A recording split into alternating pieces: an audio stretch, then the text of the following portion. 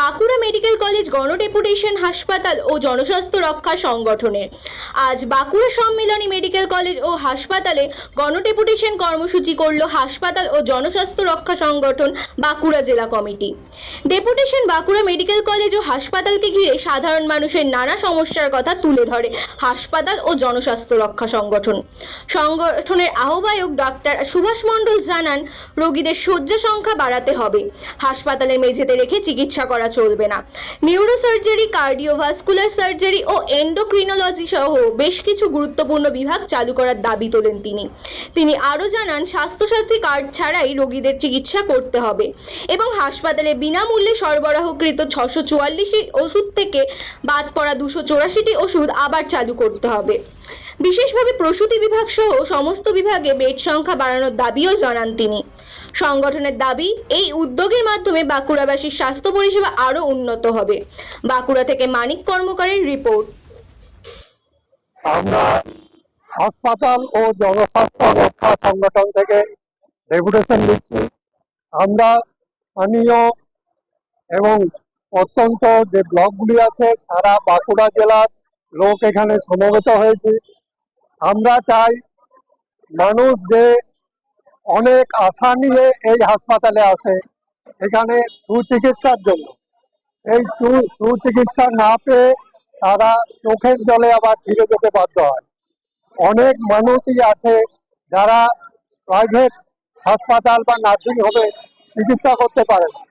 তাদের জন্য একটা এত বড় মেডিকেল কলেজ হাসপাতাল, এখানে সমস্ত রকম সুযোগ সুবিধা যাতে মানুষ পায়, এই ব্যবস্থার দাবিতে আমরা আজ অধ্যক্ষ ও প্রিন্সিপালের কাছে, সুপার এবং প্রিন্সিপালের কাছে আমরা আমাদের দাবি জানাতে সমবেত হয়েছি।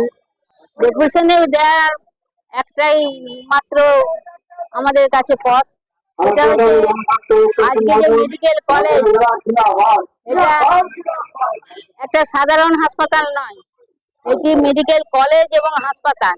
মানে এই হাসপাতাল এবং কলেজ থেকে যেমন ডাক্তার তৈরি হবে, ডাক্তার গড়ার কারিগর কর্ম জায়গা, তার সাথে সাথে রোগী পরিষেবা।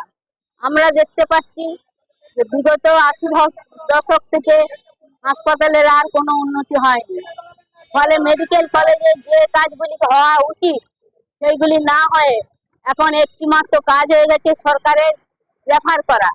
ফলে অনেক ক্ষেত্রে আমরা দেখতে পাই যে যেমন অর্থোপেডিক ডিপার্টমেন্ট, সেখানে এখন পর্যন্ত অপারেশনের কোনো কিছু সরঞ্জাম নেই, রুগীকে রেফার করা হয়। নিউরোসার্জারি, কার্ডিওলজি এগুলি বন্ধ, যেগুলি মেডিকেল কলেজে থাকার কথা ছিল। দেখছেন যে এখানে গোটা জেলার একদম প্রান্তিক মানুষ, যারা খেটে খাওয়া সাধারণ মানুষ, যাদের জন্যই হাসপাতাল, সরকারি বাজেট তৈরি হয় যাদের টাকা, ট্যাক্সের টাকা দিয়ে, এবং তাদের জন্যই হাসপাতাল, সরকারি হাসপাতাল। সেই প্রান্তিক মানুষ আজকে এসছে, সবাই একটাই দাবি যে হাসপাতালের পরিষেবার মান উন্নয়ন করতে হবে।